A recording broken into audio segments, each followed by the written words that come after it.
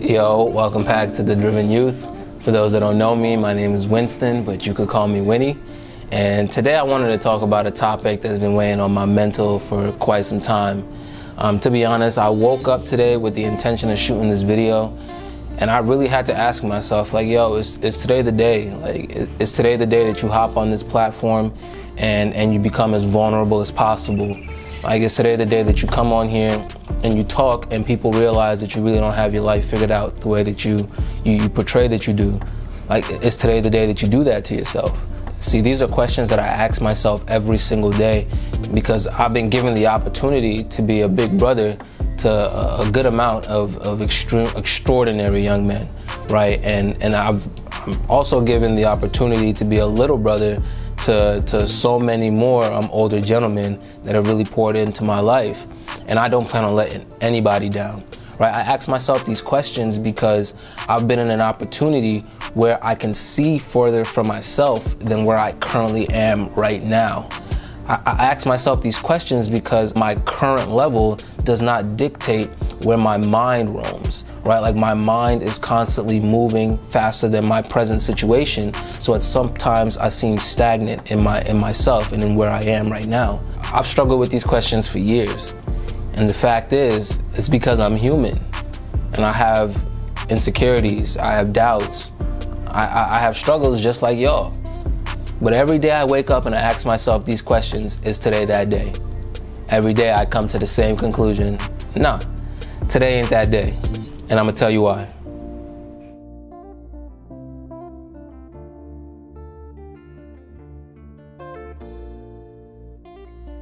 See, intelligent and self-aware people struggle with the same dilemma every single day. There's actually a name for it. So it's called Imposter Syndrome. And Imposter Syndrome is essentially where you weigh your deficits so much higher than you weigh your successes. Imposter Syndrome is when you believe somehow, some way, despite all your visible, tangible successes, that you are still inadequate and you are still lacking in a particular area. So if you're like me, you think iteratively, meaning that your last success means nothing in compared to where you're trying to get to or your next success, right? And to a certain extent, right, I believe that that's necessary if you want to keep growing in life, but it can become a little bit detrimental to your mental health as well. The problem arises when you start comparing yourself to everyone around you and you're trying to measure up to something when in reality that something just does not exist. So for example, maybe you just got a great job straight out of college, right? And you're making 6 figures and you went from being the smartest kid in your college classroom to now being the dumbest kid in your office. Or maybe you went from being a 4-year starter in college to now sitting on the bench in the professional leagues, right? Or maybe you used to be like the smartest kid in your friend group and in high school and you know, be able to lead all the different conversations and all the different discussions, but now in college, like, you find yourself sitting back and listening to way smarter people talk right over your head. See, there are innate successes in each of these scenarios, but imposter syndrome only forces you to index on the weaknesses. See, the success is that you were able to go to the pros from college, or that you were able to get a great job right out of college, or you were able to even go to college from high school. But imposter syndrome tells you should be doing way better than you are right now. And I believe that's where the problem arises. If you find yourself described by any of these scenarios, like, you could calm down because you're in great company. Because people like Maya Angelou, Tom Hanks, Michelle Obama, all have spoken on these types of issues, on imposter syndrome. In fact, studies show that 70% of people in the United States are dealing or will be dealing with imposter syndrome at one point in their professional careers. Think about that. 70% of people are going to experience or have experienced or are currently experiencing what you're experiencing. For me to put that into perspective, 70% of people in the United States are white. So like, if you just go outside and look around for white people, you will come across the amount of people that are struggling with the exact same thing that you're struggling with. What does that mean? It means you're not alone. Like, there's a joy in that there's a freeing in that, right? That you're not alone in this struggle. It's just that some people aren't bold enough to come and talk to you guys about it, and some people are just really good at hiding it. So the results of imposter syndrome are harmful. We can all agree on that. But it actually stems from a positive trait that we've over-indexed on. It stems from self-awareness. See, it's extremely important to be self-aware. In my opinion, it's one of the most valuable traits that somebody can have, right? It's a catalyst for growth. It's one of the exact reasons why people don't remain stagnant, because they constantly iterate on who they are by being self-aware. However, it's also extremely important not to let that self-awareness cloud actual fact as well. See, your accomplishments are valid because you accomplished them. You are succeeding because you are succeeding. This feeling of not being able to fit in the room or feeling like you should be somewhere that you're not, if you're actually achieving goals and you're able to quantify them, then you have to call that feeling out for what it is, a lie. You can always get better at things, but do not let it cloud the progress that you're making at other things. If that's not enough, I've come up with 3 ways to help you beat imposter syndrome when it arises. These are 3 things that I personally do to help me defeat it every time that I feel it come up. And it's quite often, to be honest. The first is TLC. True, logical, and constructive. So the first thing that I do whenever I feel symptoms of imposter syndrome come up is I give myself a little bit of TLC. I ask myself if this feeling is true. I ask myself if it's logical, and I ask myself if it's constructive.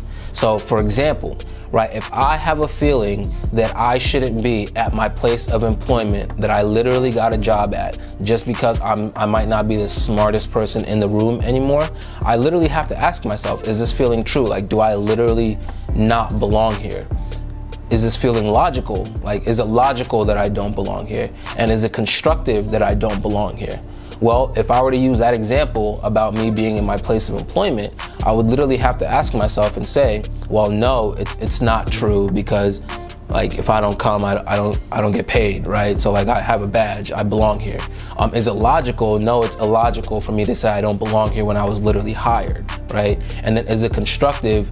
No, like if I were to just go home right now, it actually does not make me a better person for leaving this scenario. It's not constructive. But now let's take another example, right? Let's say that you are literally trespassing on somebody's property and you have a feeling like you don't belong here. Well, is it true that you don't belong here? Yeah, it's true. It's not your property. Is it logical? Probably, because you will go to prison. And then is it constructive? Yes, because you don't want to get in trouble. So first thing that you have to do every time is give yourself a little bit of TLC. Literally just sit down and think, is this feeling true? Is it logical? And is it constructive? The second thing that I like to do is tag the word yet to the end of every phrase that I feel imposter syndrome come up because of. So let me explain. A lot of the time people experience imposter syndrome because they lack a certain skill set or a certain level of knowledge that they see other people have already obtained. These feelings usually snowball into this catastrophic event where now you're just focused on all your weaknesses, you're focused on all your deficits instead of focusing on some of the things that you're actually really good at. Personally, when this happens to me, I just have to take a step back and I literally just sit there and I admit the fact that I am deficient in this particular area. But I don't let it stop there. I tag the word yet to the end of that admission. So let me give you an example. Wow, Jim is really good at finances. Like, he knows everything that there is to know. I am nowhere near as good as Jim when it comes to finances. ... Yet. See, what that yet does is it gives you a goal. It gives you a little bit of light at the end of the tunnel. It gives you something to work towards achieving. When you put the word yet at the end of that sentence, right, it migrates a lot of this comparative energy into more motivational energy to strive to actually accomplish something rather than just looking at what you don't have in comparison to something that somebody else has. Next time imposter syndrome pulls up on you, literally just ... yet whatever that you admit that you're not good at, and watch how it helps you. The third technique that I always use is linking upwards. So a lot of the time what I've realized is that the people that we look up to also look up to people, and those people look up to people as well. It is very rare that the person that you're looking up to is not looking up to somebody. What I've found is that instead of comparing myself to these people, if I actually just ask them for advice, it could accelerate my growth tremendously. My mom always used to say, you can learn from example or you can learn from experience.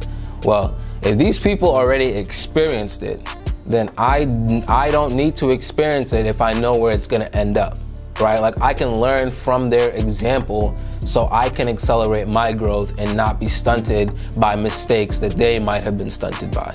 Linking upwards also helps build some humility within you, right? And that's important because pride, right, that arrogance, that's really what imposter syndrome feeds off of, right? It feeds off of that feeling of like, how come they can do it and I can't, right? And humility is necessary to grind out a lot of those feelings of imposter syndrome as well. Like, there's literally nothing wrong with asking people to help you.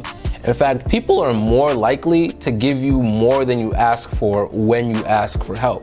Just think about it, like, especially professionals and especially like people that also have that slight tinge of pride within themselves. Like, if somebody asks you to help them do something, like, you're gonna be more inclined to do it and do it well until they get it so that you can feel like you accomplished something, right? I know I see it in my life a lot. If somebody asks for help, I go all out trying to help them because I want to, at the end of the day, feel like I actually did something worthwhile for somebody, and they're better for it and I'm better for it as well.